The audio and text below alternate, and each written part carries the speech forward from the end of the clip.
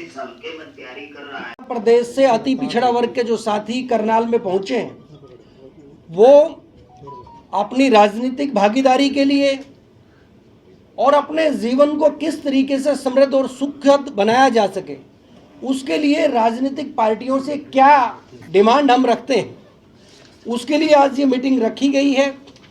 हरियाणा प्रदेश के अलग अलग ज़िलों में लगातार ये मीटिंग जारी है। पिछले 5 साल में काफ़ी मीटिंग अलग अलग ज़िलों के अंदर हुई और आज करनाल में जाट भवन के इस कॉन्फ्रेंस हॉल के अंदर हम करनाल के और पूरे हरियाणा के अति पिछड़ा वर्ग के साथी यहाँ पे आप लोगों से रूबरू होने के लिए पहुँचे। आगे जो जो हमारी डिमांड और जो जो अति पिछड़ा वर्ग अपनी बात, पीड़ा और अपनी डिमांड्स मीडिया के मार्फत वो राजनीतिक पार्टियों और उसमें ख़ास तौर पर क्योंकि कांग्रेस पार्टी के सारे कांग्रेस पार्टी के अति पिछड़ा वर्ग के लोग यहाँ पे हैं, तो कांग्रेस पार्टी के नेताओं के सामने भी हमारी क्या डिमांड है, उसके लिए मैं हमारे भाई जाजनवाला जी, इंद्रजीत जी, उनको आमंत्रित करूंगा कि वो हम सब की तरफ से अपना वक्तव्य आप लोगों के बीच में रखें। और उसके बाद जितने भी हमारे साथी पीछे बैठे हैं, तो पहले इंद्रजीत जाजनवाला जी अपनी बात रखेंगे और उसके बाद हमारे कुछ साथी अपनी बाइट के माध्यम से अपनी बात रखने का काम करेंगे। अभी मैं इंद्रजीत जाजनवाला जी को आमंत्रित करूंगा। अध्यक्ष जी, बहुत बहुत धन्यवाद। सबसे पहले तो मैं आप सभी प्रेस साथियों को का बहुत बहुत धन्यवाद कि आप लोग यहाँ आए। साथियों, आज की मीटिंग का उद्देश्य है अति पिछड़ा वर्ग समाज की कांग्रेस पार्टी से लेकर के चुनाव घोषणा पत्र में कौन सी इस समाज की जो डिमांड्स हैं मुख्य है, उनके ऊपर विचार विमर्श करने हेतु वह अति पिछड़ा वर्ग को कांग्रेस पार्टी में राजनीतिक भागीदारी हेतु आज की ये मीटिंग बुलाई गई है।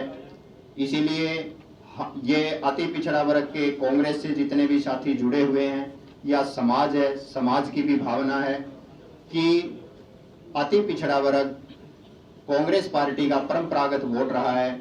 इसीलिए इनकी ये डिमांड है कि हमें 16% आरक्षण के हिसाब से 15 टिकटें बनती है अति पिछड़ा वर्ग की। कांग्रेस पार्टी अति पिछड़ा वर्ग को 15 टिकटें दे। उसके साथ साथ चुनाव घोषणा पत्र में जो मुख्य मांग है समाज की वो क्या है? सबसे पहले हमारी जो जातीय जनगणना की जो मांग है वो पूरे देश और प्रदेश स्तर पे है। जब तक जातीय जनगणना नहीं होगी, जब तक ये पता नहीं चल सकता कि कौन कितने प्रतिशत है, किसको कितना हिस्सा मिलना चाहिए। जबकि कांग्रेस पार्टी के हमारे पूर्व अध्यक्ष माननीय राहुल गांधी जी हर मंच पे जातीय जनगणना की बात करते हैं, तो ये समाज कांग्रेस पार्टी से भी ये निवेदन करता है कि ये चुनाव घोषणा पत्र में जब भी अभी 2024 का चुनाव है और इसमें हमें पूर्ण विश्वास है कि कांग्रेस पार्टी की सरकार हरियाणा में बनेगी, तो बिहार में जब जातीय जनगणना हो सकती है तो ये समाज चाहता है कि हरियाणा में भी कांग्रेस की सरकार बने और बिहार की तर्ज पे जातीय जनगणना हो। उसके साथ साथ मंडल कमीशन आयोग की रिपोर्ट 1995 से अधूरी है, तो इसीलिए ये समाज चाहता है कि मंडल कमीशन आयोग की सभी सिफारिशें 18 सिफारिशें हैं वो भी कांग्रेस पार्टी सत्ता में आने के बाद वो लागू करे। और साथ साथ लोकसभा और विधानसभा में ये आरक्षण के लिए अति पिछड़ा वर्ग के लिए बिल लेकर के आए, क्योंकि अति पिछड़ा वर्ग आर्थिक स्थिति से बड़ा कमजोर है। इसीलिए एक आरक्षण ही, एक राजनीतिक आरक्षण ही एक ऐसा सहारा है जिसके सहारे इसको राजनीतिक भागीदारी मिल सकती है। ऐसी बहुत सी हमारी मुख्य मांग है कांग्रेस पार्टी से, वो आज हमने सर्वसम्मति से मिलकर के चुनाव घोषणा पत्र के लिए हमने 14 मांगे चिन्हित की हैं, जो हम हमारे प्रभारी जी को सौंपेंगे और उनसे आशा करेंगे कि वो हमारी मांगों को चुनाव घोषणा पत्र में रखें। बाकी मैं ये चाहूँगा कि हमारे सभी साथी अति पिछड़ा वर्ग के जो भी सभी हलकों से यहाँ आए हैं और इनमें से लगभग 25-30 साथी ऐसे हैं जो विभिन्न हलकों के अंदर कांग्रेस पार्टी का झंडा बुलंद किए हुए हैं और इस आस में है कि कांग्रेस पार्टी उन्हें टिकट दे और वो एमएलए बने। तो साथियों, ऐसे सभी साथी हमारे बीच में आए हैं। अब मैं चाहूँगा कि हमारे बीच में तेलूराम जांगड़ा जी, जो पिछड़ा वर्ग आयोग के पूर्व चेयरमैन भी रहे हैं, झांसी से हैं, वो अपनी बात रखेंगे। देखिए, आज की प्रेस वार्ता का मुख्य उद्देश्य हमारे भाई जाजनवाला जी, साथ में तेलूराम जांगड़ा जी और अन्य साथियों ने आपके सामने रखा।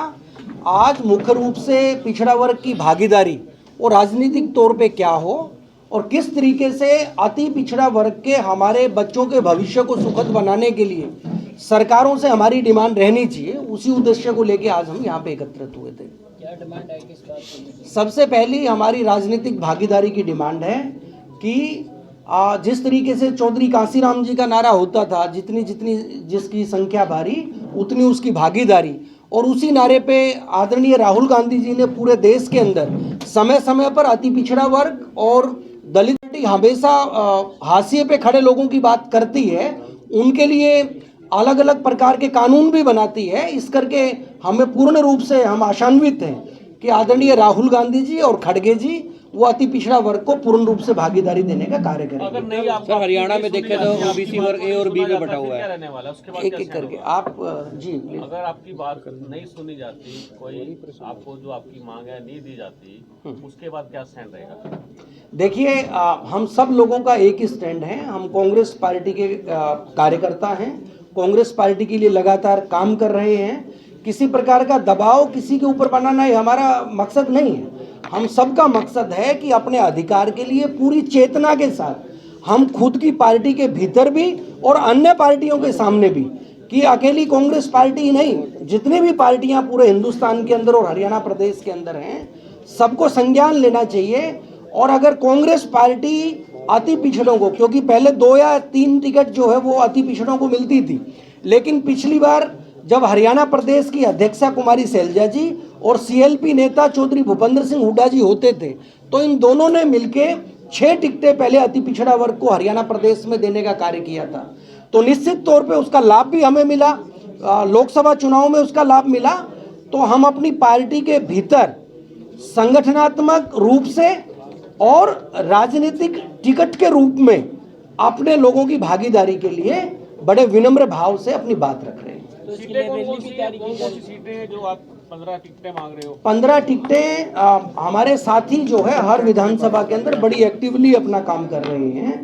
पूरे हरियाणा प्रदेश के अंदर कौन सी 15 टिकटों की बात है, इसके बारे में इंद्रजीत जाजनवाला जी उन सारी लिस्ट के साथ आपके सामने अपनी बाइट के अंदर बात रखेंगे। अगर हम पूरे हरियाणा प्रदेश में अति पिछड़ा वर्ग की जनसंख्या की बात करें तो लगभग 32% बनती है, और 32% के अंदर भी हमारे जो काम करने वाले योद्धा साथी जमीनी स्तर के ऊपर काम करते हैं, तो वो 20 से ज़्यादा संख्या के अंदर है कि जो आज टिकट मांगने की स्थिति के अंदर है, चुनाव जीतने की स्थिति के अंदर है। लेकिन क्योंकि 16% आरक्षण की बात के हिसाब से हमारी 15 टिकटें हरियाणा प्रदेश में बनती हैं, तो हमारे साथियों ने वही डिमांड जो है आपके मीडिया के मार्फत रखने का काम किया। कौन कौन साथी पहुंचे डॉक्टर साहब पूरे हरियाणा से आज यहाँ पर, किस किस आज बिरादरी के लोग पहुंचे हुए हैं? जी, आज हरियाणा प्रदेश में अति पिछड़ा वर्ग की लगभग जो 72 जातियां हैं, उनमें से लगभग 20 से ज़्यादा जो कम्युनिटीज़ के साथी हैं वो यहाँ पर पहुँचे हैं। और ऐसा नहीं है, अलग अलग जगह पर जो हमारी मीटिंग होती है, कुछ समुदाय अति पिछड़ा वर्ग का जो हमारे क्षेत्र में नहीं है वो नहीं पहुँच पाया, तो किसी दूसरी जगह पर वो सम्मिलित होते हैं। तो इसी तरीके से हरियाणा के हर ज़िले के अंदर ये मुहिम हमारे साथियों ने मिलकर चलाई है। और आज करनाल के अंदर भाई राजेंद्र पाल जी, भाई राजीव सेन जी और पूरी टीम ने मिलके जो है इन सारे साथियों का अभिनंदन करने का कार्य किया। डॉक्टर साहब, मुख्यमंत्री हरियाणा सरकार जो नायब सैनी, उन्होंने अभी आरक्षण की बात की और आरक्षण दिया भी है, वो BC-A में आ रहा है या BC-B में आ रहा है? क्या देखिए, अगर कहीं लाभ नहीं मिलने वाला क्या? मैं सीधे तौर पे नायब सैनी जी, हम इस चीज़ का सम्मान करते हैं कि वो भी पिछड़ा वर्ग से हैं, हरियाणा प्रदेश के मुखिया हैं, और उनसे भी हम ये चाहेंगे कि आज उनके सिर के ऊपर भारतीय जनता पार्टी ने ताज रखा, तो अभी समय है, वो 16% भारतीय जनता पार्टी के अंदर अति पिछड़ों को आरक्षण दें, हम तालियों से उनका खड़े होकर स्वागत करेंगे। और इसी तरीके से पूरे हरियाणा प्रदेश के पंचायती राज व्यवस्था के अंदर जो 8% आरक्षण भारतीय जनता पार्टी ने देने का काम किया था, वो ऊंट के मुंह में जीरे वाला काम था कि 8% से ज़्यादा लोग तो पहले हमारे चुन के अति पिछड़ा वर्ग के आते थे। तो वहाँ पर भी अगर नायब सैनी जी सही में पिछड़ों के हितैषी हैं तो वो पूरा 16% आरक्षण देने का कार्य अति पिछड़ा वर्ग को दे, तो हम उनका धन्यवाद करेंगे। मुख्यमंत्री भूपेंद्र सिंह हुड्डा भी 10 साल रहे हैं लगातार, उन्होंने क्या दिया? मुख्यमंत्री भूपेंद्र सिंह हुड्डा ने जो हमारी क्लास 2 की नौकरियां थी, जिसके अंदर हमारा आरक्षण 10% होता था, उसको बढ़ा के 15% करने का काम वो भूपेंद्र सिंह हुड्डा जी के टाइम पे हुआ। और कांग्रेस पार्टी के समय में ही हमारा केस कला बोर्ड बना, जिसके मार्फत हमारे जो केस कलाकार भाई थे उनको सुविधाएं और लोन जो है वो देना जो है वो आरंभ हो सकता था, लेकिन कांग्रेस की सरकार हुई और भारतीय जनता पार्टी ने वो नहीं किया। और इसी तरीके से माटी कला बोर्ड जो है वो हरियाणा प्रदेश के अंदर बना, जो कुंभकार साथी जो मिट्टी से काम करते हैं, तो उन लोगों को लोन की व्यवस्था जो कांग्रेस पार्टी करने वाली थी, लेकिन भारतीय जनता पार्टी ने अधूरा बीच में लटकाने का कार्य किया। और सबसे बड़ी बात, आज भारतीय जनता पार्टी अति पिछड़ा और पिछड़ा वर्ग को जो बरगलाने के लिए और उनके बीच में दो फाड़ करके उनको बांटने का काम कर रही है, तो पिछड़ा वर्ग की ताकत को कमजोर करने का काम कर रही है। अगर अदर कई स्टेट्स में देखा जाए तो ए और बी कैटेगरी एक ही कैटेगरी के बनते हैं, तो क्या चाहते हैं आप? देखिए, निश्चित तौर पे जो कैटेगरीज ए और बी हैं वो निश्चित तौर पे होनी ही चाहिए, क्योंकि अति पिछड़ा वर्ग के पास वो संसाधन नहीं है।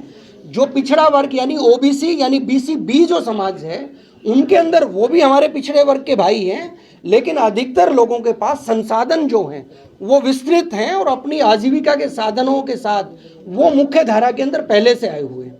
लेकिन अति पिछड़ा वर्ग के लोगों के पास जो जमीन और कृषक समाज से नहीं जुड़े हुए, अधिकतर लोग मजदूरी करने वाला वर्ग है, तो निश्चित तौर पे बी जो ए और बी समाज है उसको उसी अनुरूप जो है उनका हिस्सा मिलना चाहिए।